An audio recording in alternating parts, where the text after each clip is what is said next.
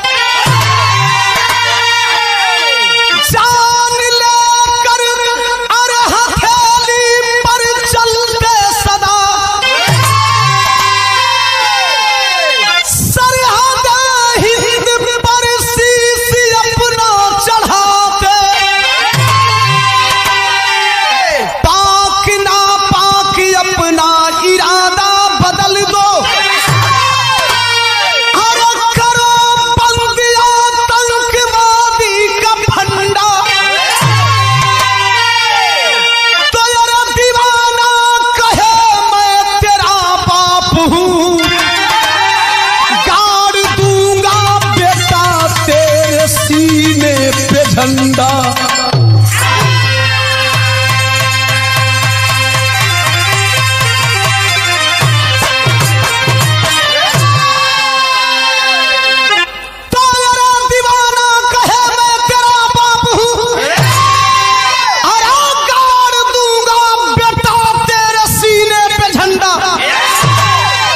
बिरहा में नया कंपोजिशन कव्वाली का टुकड़ा लगल जीतन कैसे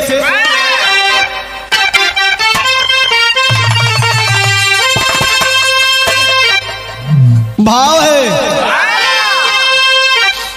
इंसानों के लिए चेतावनी है,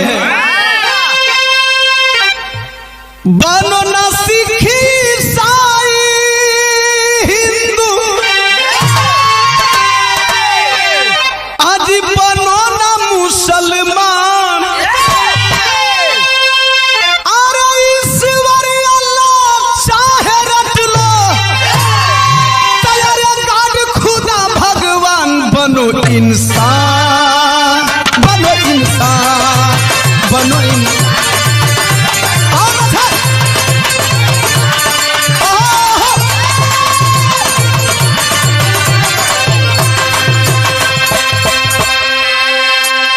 ए भैया हमें को बात बताइला, माई के तन से सबको इंसान पैदा होला हो। यही धरतिया पर जनेऊ पहना के लोग हिंदू बतावे लगे, यही गले में क्रूस लटक जाला, बपतिस्मा पढ़ा के लोग ईसाई बतावे लगे, बाल दाढ़ी बढ़ गई, ऊपर पगड़ी पहनिए, नीचमा बड़का दाढ़ी बढ़ल, वाहे गुरु सिख हो जाले। अरे हद तब हो जाला ये गुड्डू भैया जब अच्छा खासा इंसान के लोग कटनी छटनी कही के मुसलमान बना देला। हमने एक बिरहा गाया, उसमें लिखा था धर्म से पहले धरातल पे इंसान आया, यही इंसान धर्म जाति को है जन्माया। इंसान इंसान के बांट दहलस, लेकिन ऐसे कई गुना बढ़िया भाव यही बिरहवा में बकई से। उन पाकिस्तानियों के लिए चुनौती है भारत के जवान फौजियों का, आज चाहे गोली बम चला लो, शमशीर, अरे बाकी आँख उठा कर देखोगे तो तलवार सीना देंगे, चीर नहीं देंगे। सुनो कसमी,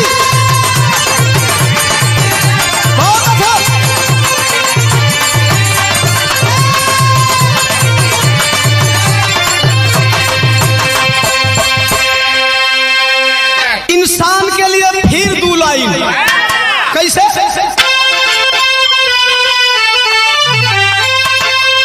अरे होकर इंसान क्यों इंसान को सताते हो,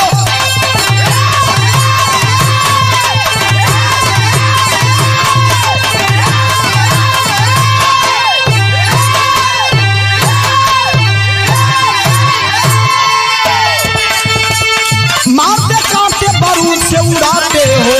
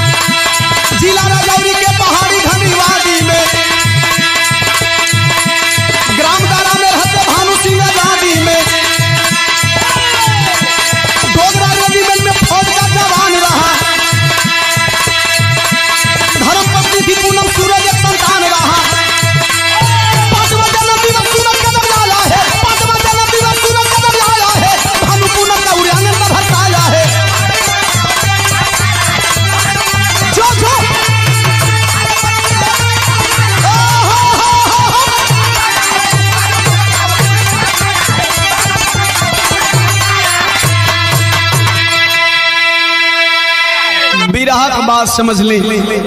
जम्मू कश्मीर जिला राजौरी, गांव का नाम दारा का रहे वाला डोगरा रेजिमेंट के जवान सपूत फौजी भानु सिंह का दुल्हन का नाम पूनम देवी, एकलौता बेटा है, एक ही संतान है दोनों लोगों के बीच में। जौना का नाम सूरज सिंह।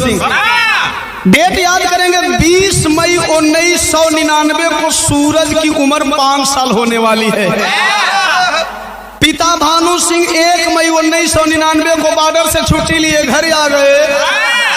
2 मई 1999 के भानु सिंह पहुंचलन बाजारे, लगन का टाइम है, केक ऑर्डर कर दिए, मिठाई ऑर्डर कर दिए, कपड़ा उपड़ा खरीद के जब घरवा आइलन बाबू, खाना वाना खा के सुतल में दुल्हनिया ले हाल चाल होता के न्योता दे जा के बुलावल जा, 5वां जन्मदिन है बचवा तो कैसे मनावल जा। तब तक से जे वही घड़ी 9 बजाई है, बेसिक फोन की घंटी घनघना गई। भानु सिंह उठा रहे, हेलो कौन? उधर से आवाज आ रही है, भानु सिंह मैं तुम्हारा बड़ा साहब आर्मी हेडक्वार्टर से बोल रहा हूँ, तुम्हारी छुट्टी निरस्त की जा रही है, कल आकर के ड्यूटी ज्वाइन कर लो। कहा क्यों साहब, अभी कल ही तो आया हूँ बॉर्डर से। साहब बोले हाँ, बॉर्डर पे घुसपैठ हो गया है, आतंकवादी घुसपैठ कर दिए हैं, लड़ाई कब लग जा कोई ठीक नहीं, इसलिए सारे जवानों की छुट्टियां रद्द की जा रही है, तुम भी चले जाओ। जवान रात बिताया, सुबह चला है, दुल्हन से विदाई ले रहा है, दुल्हन विदा कर रही है आरती की थाल सजा करके। एक बात करिए जीतन, तनी पर्दा बढ़ा दा।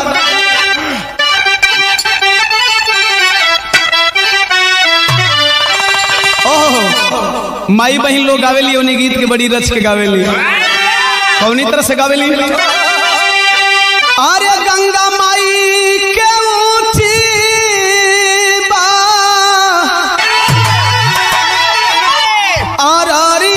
अररियानु हो, अरे गंगा माई के ऊंची बा अररियानु हो, किताब पर बैठे भगवान। बहुत अच्छा, बहुत अच्छा।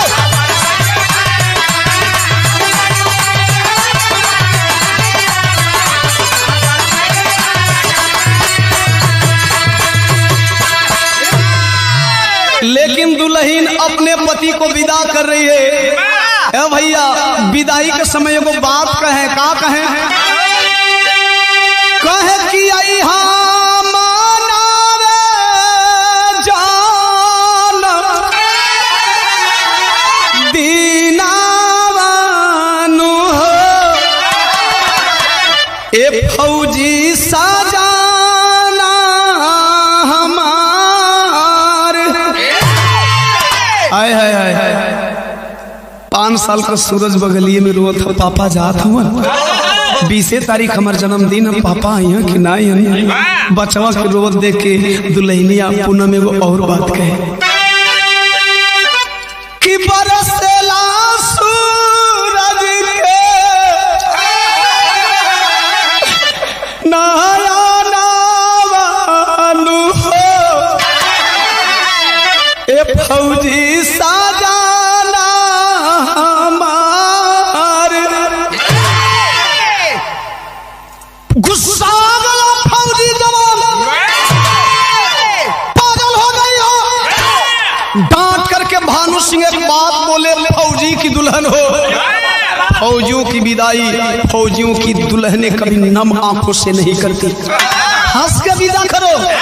इतनी बतिया सुनलस कल से साहब बचवा रोत ले, इसी दिलवा मायना ही रोआ गई। सुना जाइले चाहतो तुम्हारे को बात सुना, कलसिया की अरे फौजी के खून दिया तैयार रण में दिखाई, पप्पी लकी लागा के पूनम करेली विदाई।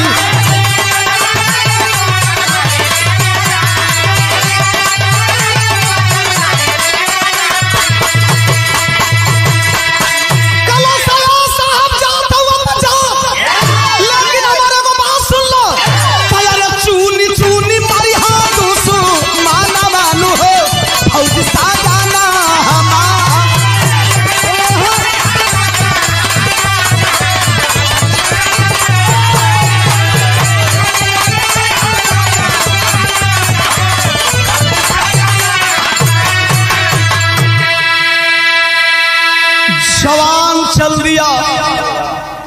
10 मई 1999 से बारामूला सेक्टर पे जवानों के साथ लड़ाई में जब लगा है। ए सौरंग भैया, बिरहा जगत में कुछ गवैया ऐसा हो कहीं कि हमार बिरहा एड़ी से उठेला तो सर पे बोलेला। अरे एड़ी ले उठाए के सर पे बोलोइबा तबले तो 2-4 फायर कई के मार दिए से। हम कहते हैं कि हमार बिरहा सर से उठेगा और बॉर्डर पे बोलेगा। बिरहा बॉर्डर पर बोले लगल है उपेंद्र भैया, तनिका भाव बदलत हो। अरे गरज पड़ा काश्मीर का दीवाना, गरज पड़ा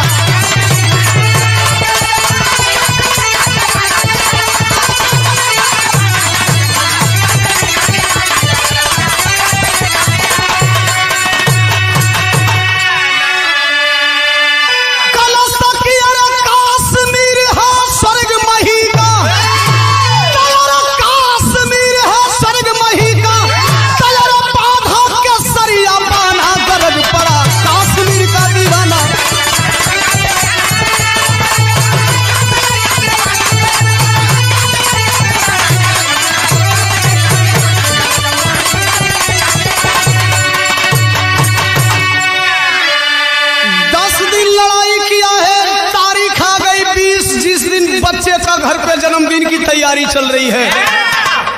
आए हाय हाय 10 दिन में जवान मरात हुन, लाश गिरत हो, कुछ लोग घायल होत हुन। 20 तारीखवा के घरवा माई केक कोक का इंतजाम कई के सजाए के घड़ी ताकत है कि अब आई है, अब आई है, अब आई है भैया हो।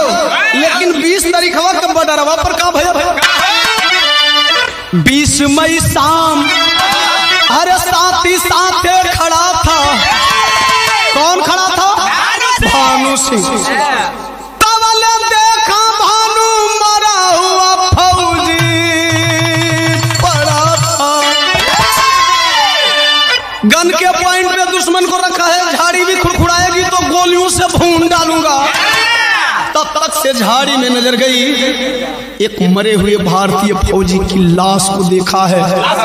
क्लियर कर देना चाहता हूँ वह लाश कैसी थी। एक दिन पहले से जो भारतीय जवान मारे गए थे लड़ाई में, बचाव दस्ते के लोग उन जवानों को उठा कर ले गए, लेकिन एक जवान की लाश छूट गई थी। रात के अंधेरे का फायदा उठा करके आतंकवादी उस भारतीय जवान को अपने बंकर में ले गए। पेट का पोस्टमार्टम किए, पेट चीर करके आंत निकाल दिए, आंत की जगह बम रख दिए। बम का संचालन कैसे हो रहा था? रिमोट के द्वारा। रिमोट कहाँ है? आतंकवादियों के हाथ में, घुसपैठियों के हाथ में। वही बमवा वाली लसिया पर नजरिया पड़ल है भानु सिंह का। जवानों के साथ चले तो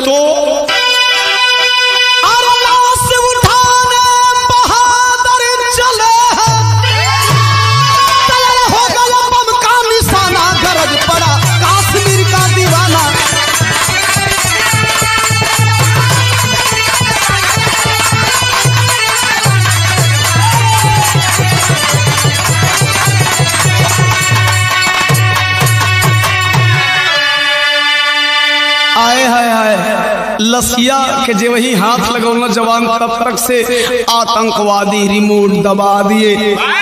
रिमोट दबाए, लाश ब्लास्ट कर गई तो भाव चेंज हो गया। हो तब विस्फोट सब जवान उधी आई गईल, घायल भायल कोई के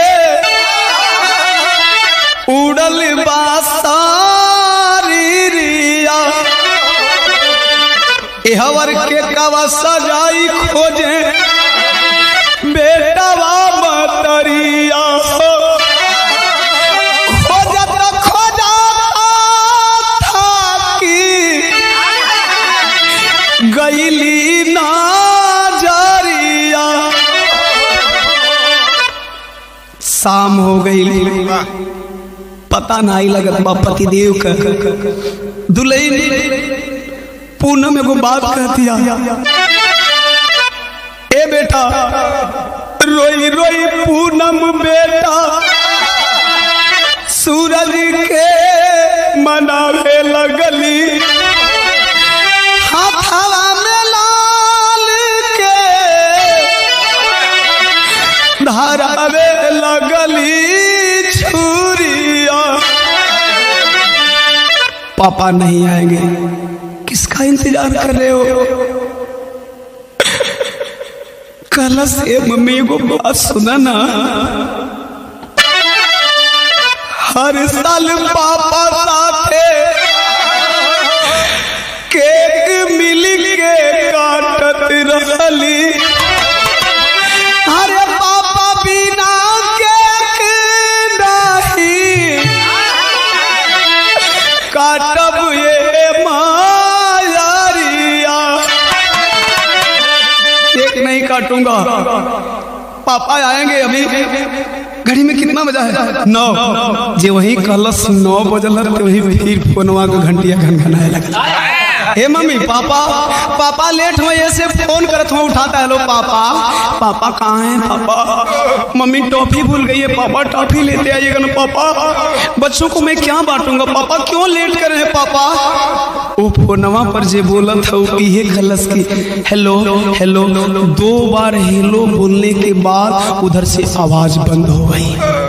जब आवाज बंद हो गई सवाल करता है, का सवाल के लिए बा उपेंद्र भैया?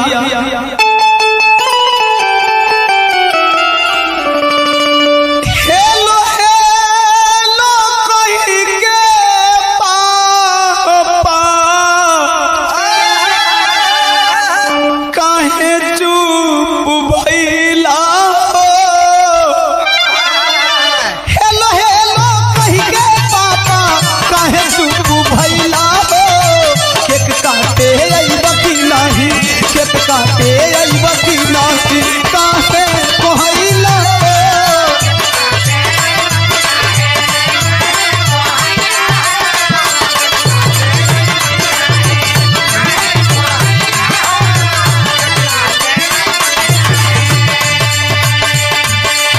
उधर से फोन लगाने वाले साहब बोल रहे हैं लड़के, तुम्हारा पापा नहीं बोल रहा हूँ, मैं तुम्हारे पापा का बड़ा साहब बोल रहा हूँ। कल से साहब तुम मेरे पापा के छुट्टियाँ काहे नहीं कर देते हो साहब? पापा तो के नहीं को बतौले कि हमारा जन्मदिन है। वो साहब बोले रे बेटा, ए बेटा तोर पापा के अब छुट्टी न मिली, तोर पापा हमेशा खातिर छुट्टी लेके तोरा से बड़ी दूर चल गई। कल से साहब का महीना मेरा पापा के तू साहब पापा नहीं का बताओ तो साहब का साहब बतावे। अरे पहले लड़ाई 10 दिन पापा तोहर हर काम से ए लाल साधिया उड़ाई दिहल। अरे पापी उनके पाप से रबनाई बेटा छोरी कहवा परैला हो, रबनाई बेटा छोरी कहवा परैला हो? केक काटे अइबा कि नाही, केक काटे अइबा कि नाही, काहे कहैला हो?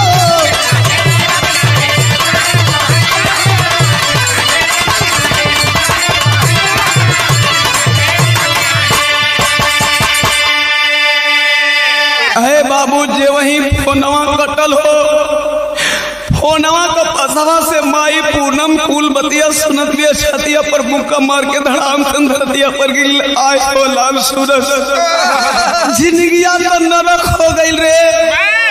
माई का रोलका देख के एक सूरज का दिमाग बदल गयल। जब दिमाग बदल गई जीतन तब बिरहा में भाव बदल गयल। हाई देखा बिरावा में कवि जी आग लगा वाली लाइन लिखत हूँ।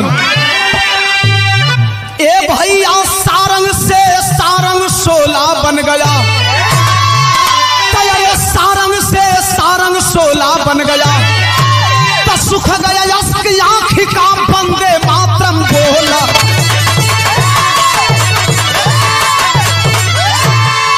कहा मतियास पिता दिखलाए हैं। और 10 दिन लड़ाई करके वो बैरी को मार गिराए हैं। रोवत हूँ फोनवा पर और कुछ साहब बतौला ना सुन लू। फौजी का बेटा फौजी बन, फौजी का बेटा फौजी बन, सरहद पर जब मैं जाऊंगा और दुश्मन को जब मैं मारूंगा तब जन्म दिवस बनाऊंगा। फौजी बना दे का रोवत है रे, फौजी बना दे हमें। रोवत है ये लाल, दूगो बेटा रहता तो एक गनी के किसान बना देती, एक जना के जवान बना देती। जिद मत कर, अकेले हुए कलश नाई फौजी बनो। आए हाय सरकारी पुष्टि होने के बाद पूनम अपने पतिदेव का तेरे ही हो रही कह दिली। जब तेरे ही कह दिली बचवा के पाल पोस के जब जवान कैलिन है, वो बेटा के जिद के मुताबिक सूरज को फौजी बना देती है। 6 महीना की ट्रेनिंग पास किया, 1 महीना ड्यूटी पीरियड में ड्यूटी कर रहा। एक दिन भोरवा परेड ग्राउंड में दौड़ा था। कैप्टन साहब नजर आ गए, बोला जय हिंद सर। कैप्टन साहब बोले जय हिंद जय हिंद जय हिंद जवान, कैसे हो? कहे साहब ठीक हूँ, लेकिन एक बात बताइए, हम जब छोट रही तो सुनी कि बड़ा आर्मी का ट्रेनिंग में बाहर पड़ेला ये साहब। हमार 6 महीना कैसे निकल गए हमके कुछ समझे में ना आए। साहब कहना बौरा हुआ, एकरा में ज्यादा भार ना पड़ा, ज्यादा भार तो पैरा कमांडो का ट्रेनिंग में होला। कल से साहब तो हमके उहे ट्रेनिंग बता देता, उहे सिखा देता, हमरो बड़ा मन करता। कहे तुम नहीं कर पाओगे।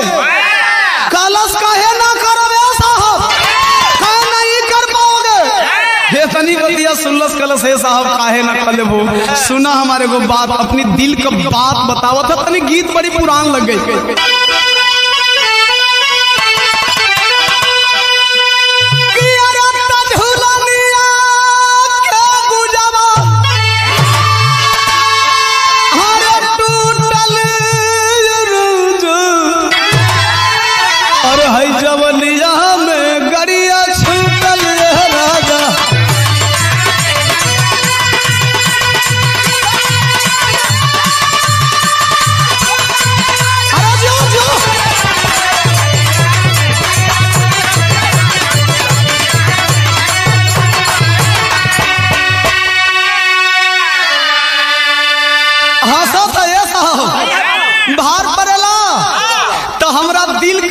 जान लो हमारे दिल में इच्छा का है।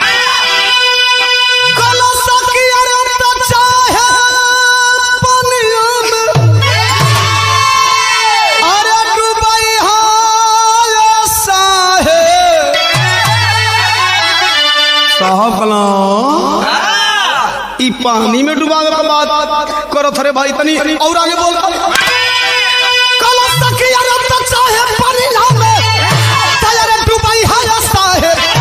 चाहे अगिया पर चलई हाय साहेब,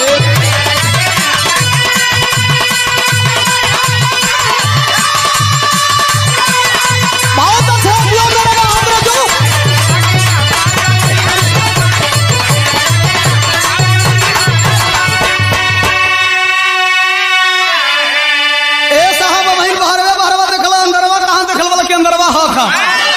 कल सकी जेतना कठिन हमसे लेब परीक्षा, अरे तब कर से अधिका बाती लवा में इच्छा। कल से साहब कितना हार्ड होला। साहब कहना तुम पागल हो, बच्चे हो समझ लो। पैरा कमांडो की ट्रेनिंग में जानते हो जवानों को 500 फीट पहाड़ की ऊंचाइयों से नीचे गिरा दिया जाता है, कूदने को बोल दिया जाता है। कलश साहब 500 फीट, साहब का हाँ 500 फीट। कलश है साहब तो तू हमके 1000 फीट ऊपर से कूदा दिया। साहब कहना रे यार लड़का की लड़का कलश से बने नहीं साहब। और सुनो कलश तक यार सरहद पसीरवा, सरहद पसीरवा चढ़ाई है साहब, चाहे अगिया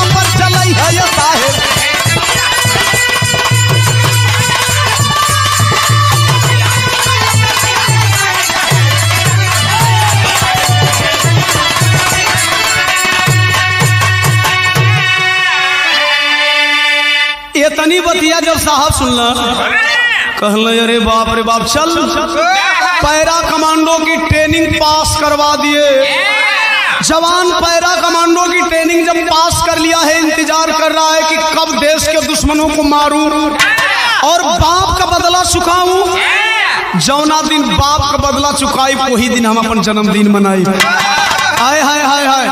अब बिरहा में आप लोगों को जरा 2016 की बात बता रहा हूँ। 18 सितंबर आप लोगों को याद होगा, 18 सितंबर उरी आतंकवादी हमला, 18 जवान घायल हुए, 18 जवान मारे गए।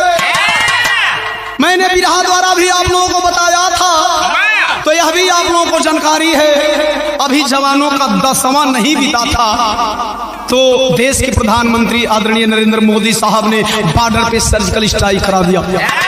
सर्जिकल स्ट्राइक हुआ, आप लोग जानते हैं, टीविया में धुआं धक्कर दिखावल, सच्चाई रहल कि झूठ रहल पता ना, लेकिन हम इस बिरहा के माध्यम से आप लोगों को बताने जा रहा हूं कि जो जवान गए थे उन जवानों में एक जवान और गया था।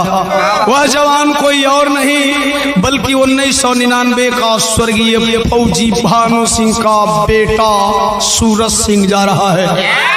जब जवान चले हैं 28 सितंबर को रात में बॉर्डर उस पार सर्जिकल स्ट्राइक करने, तो क्या जोश था, क्या उमंग था, कैसन जज्बा रहल। बिरहा में बड़ी पुरान तरज लगता है ये उपेंद्र भैया।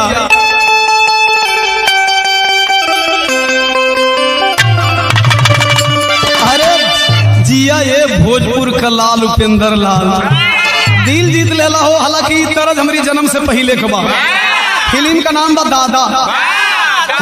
हाँ हाँ, हीरो का नाम विनोद मेहरा और हीरोइन बिंदिया गोस्वामी जी। क्या कर हो? अरे वो अपने टूटल दिल का हाल सुनावे ही गीत के माध्यम से। तरज बाकी अरे दिल के टुकड़े, आज दिल के टुकड़े टुकड़े करके मुस्कुरा के चल दिए।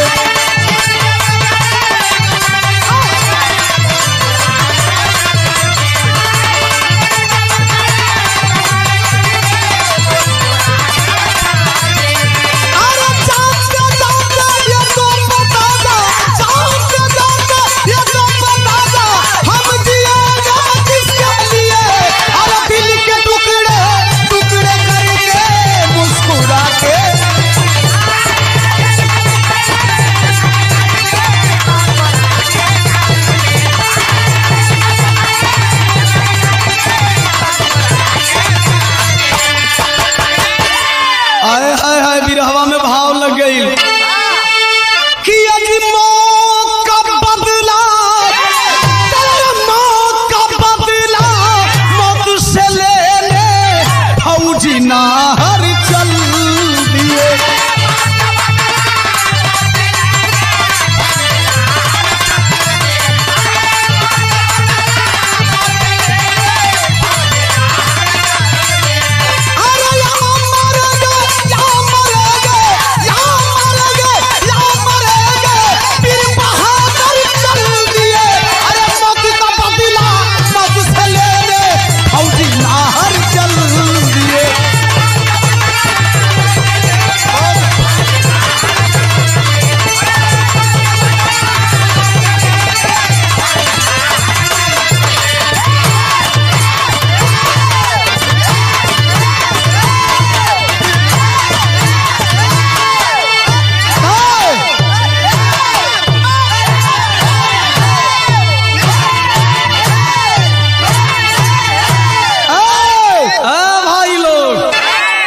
बहुत जोर फट था ना, कई हमार हथियार उठावा लोग और सीधे बॉर्डर पर निकल ला।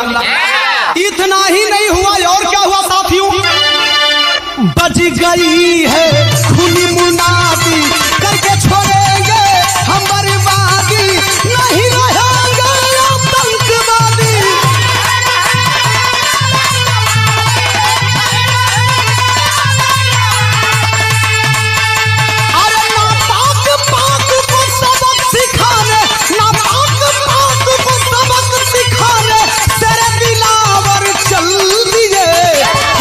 का बदला मौत से लेने फौजी नाहर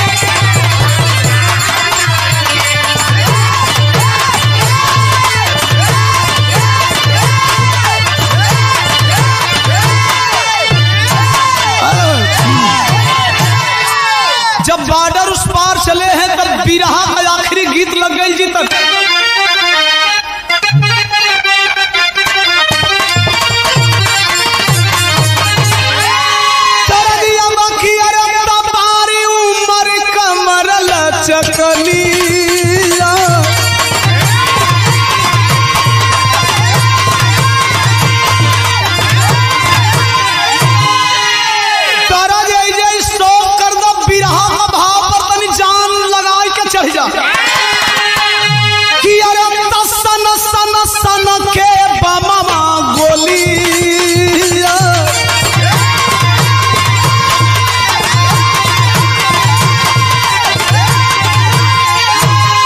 तैयार सन सन सन के बमवा गोलिया आधी रातिया हो या फतिया बनले पैरा कमांडो ना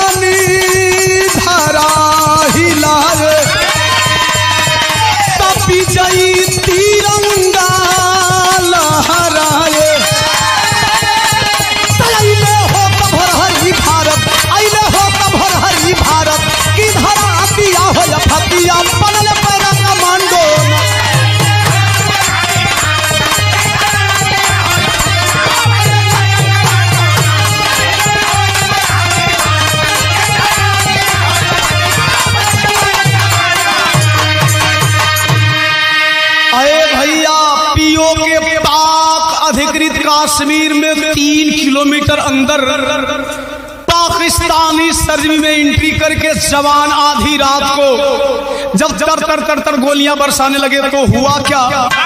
बिरहा में आल्हा में प्रमाण बा। यही से हम कहिला कि अरे लिखल हो नहारी ना, लिखल हो नहारी ना, अरे मिटे ना दुनिया में भैया।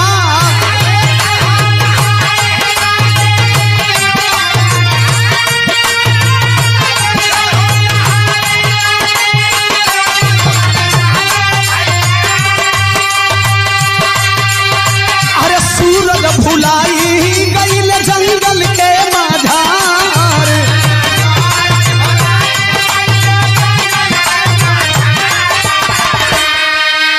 गोली चलाने में साथियों का साथ सूरज छोड़ दिया। स्वर्गीय भानु सिंह फौजी का बेटा भटक गया आधी रात में, रास्ता तो हुआ क्या?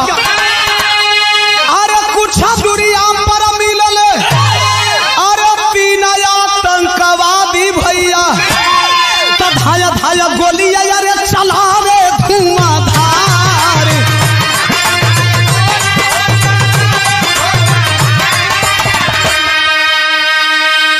कुछ दूरी पे 3 आतंकवादी भागते हुए दिखाई दिए, लगा लिया निशाना। हुआ क्या? अरे तवले 2 आतंकवादी, सूरज मारी के गिरवले भैया। अरे तत्ती सरा के गोली भैली जांघिया के पार।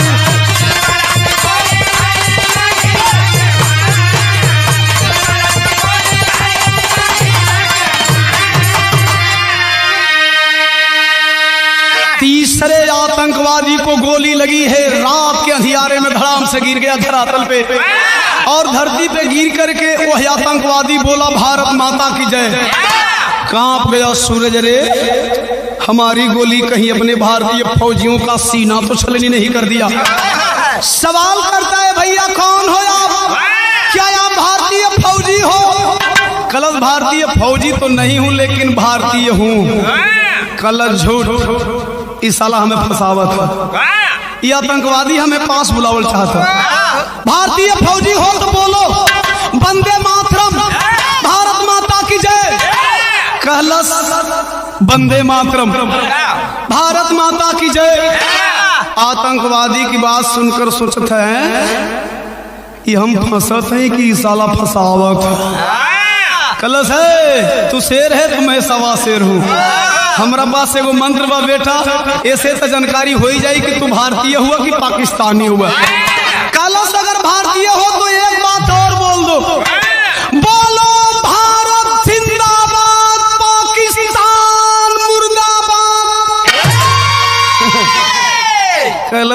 आ गए हो, मैं नहीं बोलूंगा। कलश हाँ आ गई लूट पहाड़ के नीचे, साला तू पाकिस्तानी। कलश खबरदार, भारतीय हूँ पाकिस्तानी मत बोलना। कलश तब बोलो भारत माता की जय जय, पाकिस्तान मुर्दाबाद बोलो। कलश तुम्हारी तरफ बकरी की तरह मिमियाता नहीं हूँ, शेर की तरह जिगरा है, शेर की तरह बोलता हूँ। कलश जरा बोल के सुनाओ, केवल शेर शेर कहने से कोई शेर नहीं होता, शेर की तरह दहाड़ भी होनी चाहिए। कलश सुनना चाहते हो, सुनना चाहते हो तो सुनो, पाकिस्तान मुर्दाबाद। कलश अरे वाह वाह वाह, हम तो ये जाने लगी भारतीय में गद्दार हम, पाकिस्तानों में गद्दारन का कमी नहीं है। जा करके गले मिलता है, गले मिल करके पीछे हटा, हुलिया देखकर फिर कांप गया, कांप जाता है वो सूरज फौजी। अरे हुलिया क्या है, बाल बढ़ा हुआ है, दाढ़ी बढ़ी हुई है, हाथ में कड़ी, पांव में बेड़िया, आतंकवादी लिबास। कांप गया फौजी, फंस गया मैं। लेकिन पूछता है भैया, अगर आप भारतीय हो तो कहां से आए हो? बिहार से, राजस्थान से, झारखंड से, महाराष्ट्र से, उत्तर प्रदेश से, कहां के हो? कल छोड़ तू जाओ, तुम जाओ, क्या जानकर करोगे? जिद कर गया, जानना चाहता हूं आखिर आप कहां से हो। बिलख पड़ा वह आतंकवादी, रोने लगा। जानना चाहते हो ना, बहुत दुख भरी कहानी है, सुन क्या बता रहा है।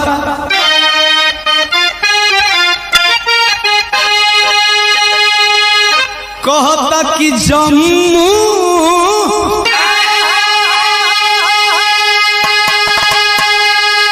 अरे राजौरी में दार नगरिया हमारी है।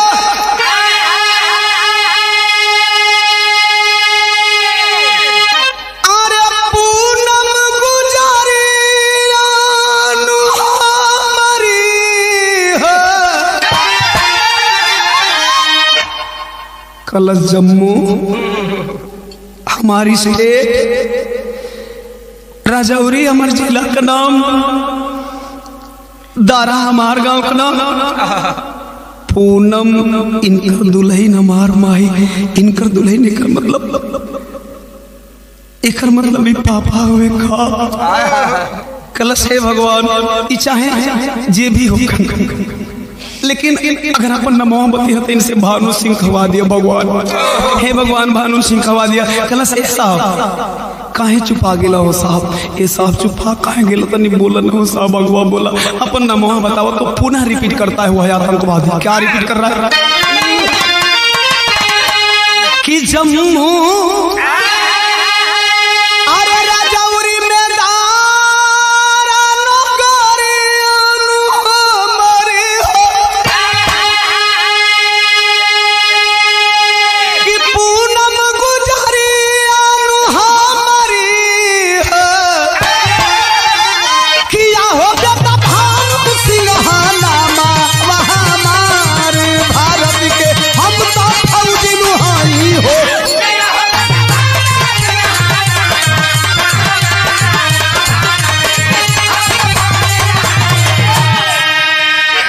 तू भानु सिंह ना हो सकला, झूठ बोला तारा। अरे सुनीला भानु सिंह बडरवा पर मर गिला हो, शहीद हो गिलन, उनकर हार मास का पता ना चलल। ई नहीं कहता कि हम भानु सिंह का बेटा है। कलश फौजी है बडरवा पर, उनकर वीरताई का चर्चा होला। कैसा ही कह रहे हो, सही कह रहे हो, लेकिन मैं बच गया। कलश कैसे बचला तो बताओ मैं। कि होती 20 भारत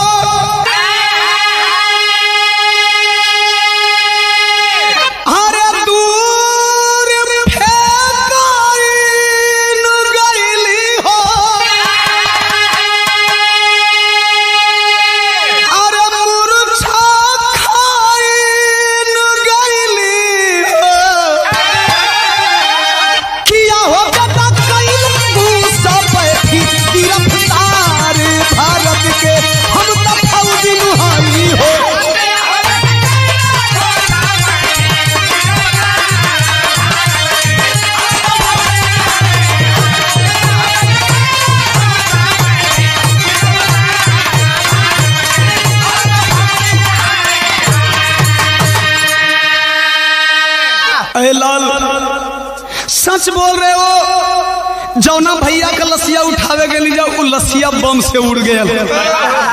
हमरा अंगवा एगो भैया रहलन, सारा चोट उहे खैलन, उनके शरीर के चोट से हम बड़ा दूर फेंका गई रे। जब बेहोशी टूटल ना तो हम अपने आप के आतंकवादियन के बंकर में पौली। कलश इहो झूठ, कलश नहीं रे, झूठ ना बोलत। जब 14 जुलाई 1999 के दिन LOC line of control Bharat Pakistan के नियंत्रण रेखा पे जब सीज फायर हुआ, युद्ध विराम का घोषणा भइले बेटा, हमके लेके पाकिस्तान चलैल रे। कहलस इहो झूठ, अगर तुमके पाकिस्तान लेके चलैलन तो ए साहब ई तुमके आज तक जिंदा काहे रखले बाड़न? कारगिल लड़ाई बीतले लगभग 17 साल से ऊपर हो गई। कहलस सही कह रहे हो, जिंदा रखने में भी इन लोगों का मकसद है। कलश कौन मकसद बात नहीं बताईता तब बतावे कि 15 अगस्त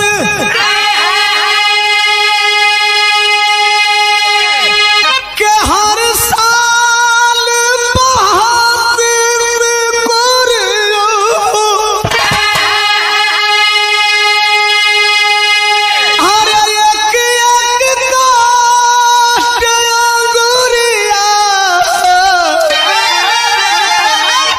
लाल 14 जुलाई के युद्ध विराम का घोषणा भयल। एक महीना बाद भारत पाकिस्तान का आजादी पर्व का दिन आवेला। 15 दिन पहलवा हमके घेर लेलन, मारे लगलन, पूछे लगलन बताओ तुम्हारे देश के खुफिया विभाग का पता क्या है? क्या है खुफिया एजेंसी का पता? हम लोगों का हर मंसूबा फेल हो जाता है। कलश की ए बेटा सच है कि मैं नहीं जानता हूँ, जनरल ड्यूटी करने वाला हूँ, जानता तो भी नहीं बताता, लेकिन मैंने कुछ नहीं बताया, मैं मुंह नहीं खोला। तब से लेकर के आज तक 17 साल बीत गए ना। जिंदा क्यों रखते हैं जानना चाहते हो? सुन ए लाल, देख देख 17 उंगली काटे हैं, 10 पैर का, 7 हाथ का। इतने नहीं रे बाबू, एगो बड़ी दुष्कर्म कर सन संगे रे। कलश की आखिर क्या करते हैं बताएंगे? सोचा था मने मने कि हमारे बाप संगे कवन दुष्कर्म कर सन, कवन अमानवीय व्यवहार कर सन, तो रोक करके वह आतंकवादी बता रहा है। जानना चाहती हूँ क्यों जिंदा रखते हैं? कि 15 अगस्त के हर साल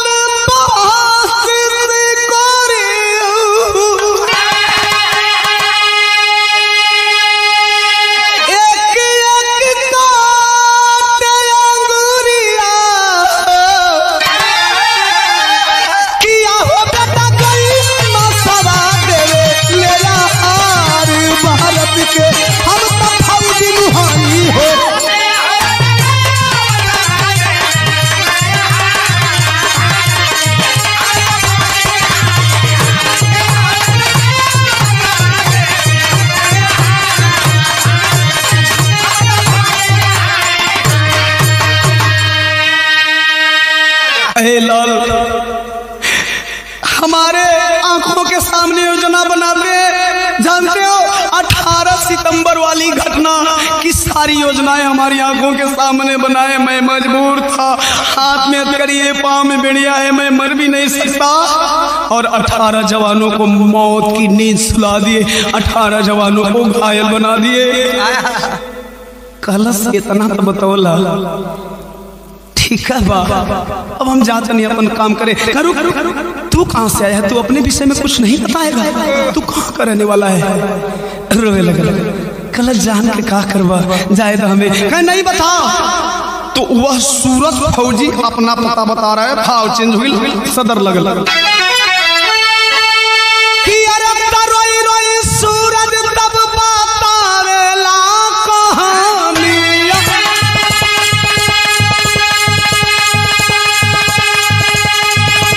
ये भैया रोई रोई सूरज तब बतावेला कहानी।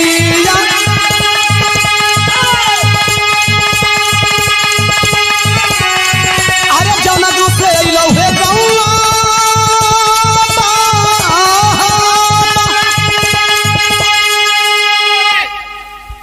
जौना गांव का तू हुआ ना वही गांव का हम हुई। कहला सच तू दारा का रहने वाला है रे, तब तो तू मेरी पूनम को जानता होगा, मेरे सूरज को जानता होगा। मेरा सूरज कितना बड़ा हुआ है, मेरी पूनम कैसी है। कलश की ए साहब तुहार सूरज यही लड़ैया में आई लोगन। कल पहचान ले रे, पहचान ले, चेहरा तो ना पहचान लेकिन हमार सूरज बोली तो ओकर बोलिया पहचान ले। पापा तो बाहर पापा तुहार सूरज तोरा समझ में बोला तो तू अपना सूरज को बोलिया कहाँ पहचानत रहो पापा। कलश आप देखिए अगल बगल से आपके सूरज की आवाज आ रही है, कहाँ आयल बा, का मजाक करत रहा, तब रोकर बता रहा है। कलश की अरे जवाना पूनम के हवा मांगी का से नूरा।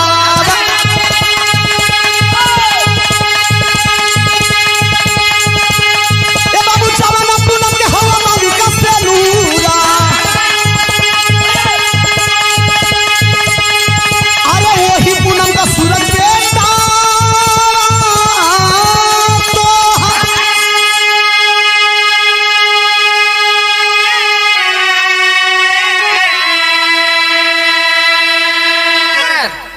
बाबू वही पूनम माई का बेटा है तो सूरज है। 5 साल कर रही तैया जन्मदिन के तैयारी करके तुम्हार इंतजार करत रही, जब तू ना आइला तोरा मरला का खबर आ गई। अरे सूरज गले से लग गए बेटा, तेरी माँ कैसी है रे? तेरी माँ वाकई मुझे मरा हुआ समझती है। कलश माई का बात पूछा रहा, मरले का बात खाता रहा, बस न माई का समझे ले तू के। अरे मरल जानी माई कई दिहाली तेरा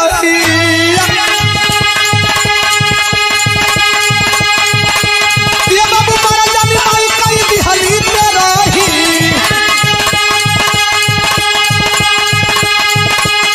अरे फौजी बनौली हमके देई के दूल्हा।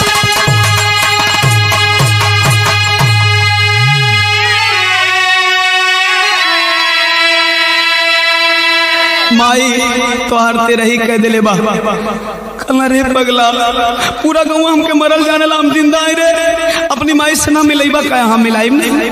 3 बजे साथियन से वायरलेस पे बात हुई, लेकर के भारत चलेंगे, मुझ से मिलाएंगे पापा। लेकर के भारत आया, जवान आया है। 5 अक्टूबर को अपनी माँ के पास फोन मिलाया।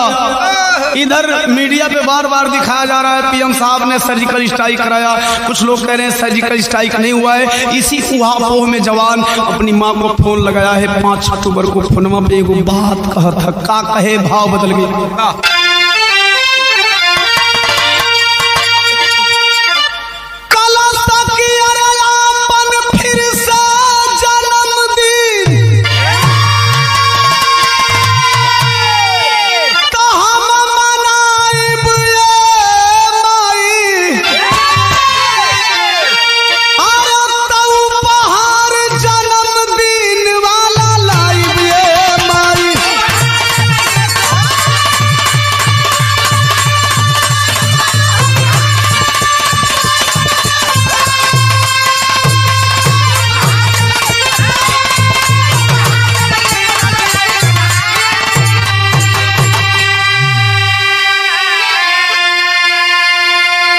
माही खुश है रे, हमार बचवा पैरा कमांडो का जवान है ना। ये टीवी पर समाचार आवता 38 गो आतंकवादिया मराइल बना, लगता कि बचवो हमार मर ले बा। कले बेटा कैसन तैयारी कली रे, बड़ी दिल खुश बा कि आज अपने बाप का बदला चुका ले, तोर फौजी बनल वसूल हो गई। तैयारी कैसन करी तब बेटवा बतावत हो। कलश की मांग में सजाए ली आना से नूरावा। माई रोए लगल, पागल हो गई ला। ए ला पागल हो गई रे। जाना तनी तू मरले हुई भाई आतंकवादियन के। सुना तनी 38 गो मराइल बड़न। 38 गो का मतलब ई न भइले बेटा कि 38 गो के तू ही मरले बड़े। आय अगर एक बार मान ले कि 38 आतंकवादियन के तू ही मरले बड़ा तो ये बेटा एकर मतलब ई ना भइल कि तोहार बाबू जिंदा हो जियन। का मजाक करत रे, हम ही तो के मजाक करे के मिलनी हां। तबले बेटवा दूसर की बतिया कहलस।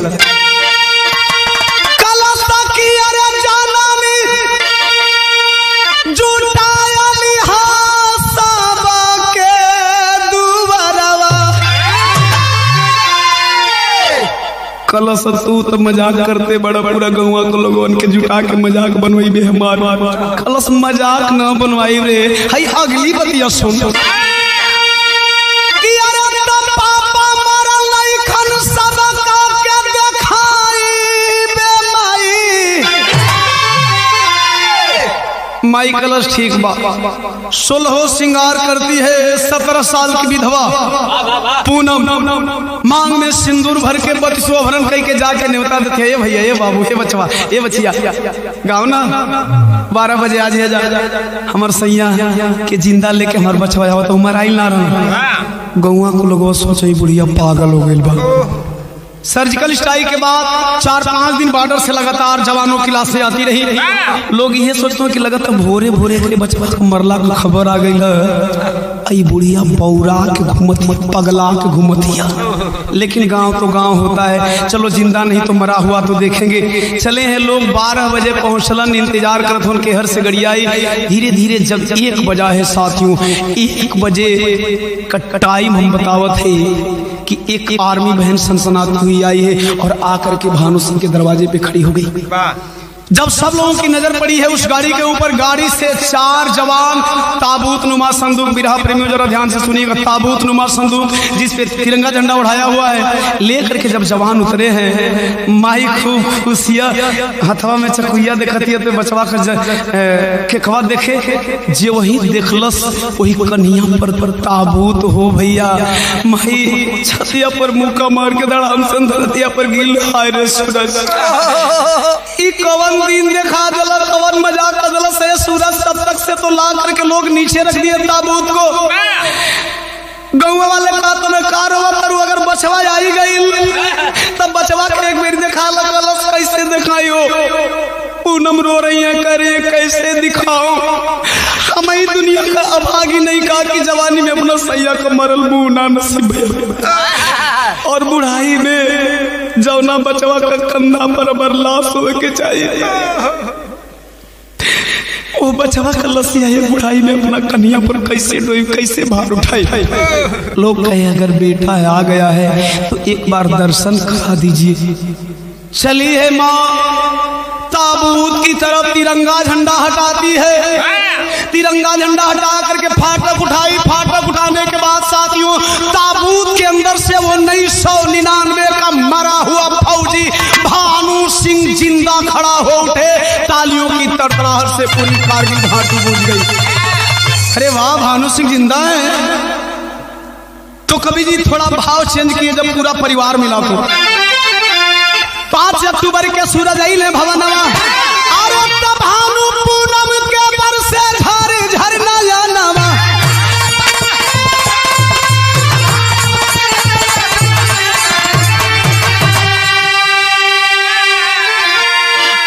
अरे तब विजयी विश्व तिरंगा अरे दुनिया में लहराई बेमाई अरे तो उपहार जन्मदिन वाला लाई बेमा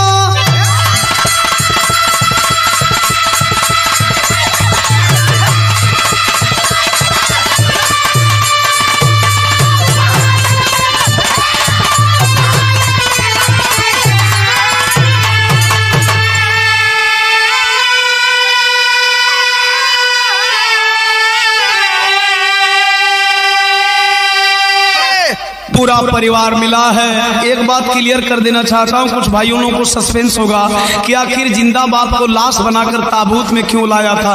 तो मैंने बोला ताबूत नुमा संदूक, पापा से प्रॉमिस किया माँ को सरप्राइज गिफ्ट देना है। गांव के बगल वाले मार्केट में ताबूत नुमा संदूक बनवाया, जिधर पापा का सर रखना था सुराग करवा दिया। गांव के बाहर आया, पापा को सुला दिया और ला करके एक बेटा जब अपने माँ की मनोकामना को पूरा करता है तो साथियों पूरा गांव झूम रहा है। इसीलिए बिरहा का शीर्षक रहा फौलाद का औलाद। आखिरी लाइन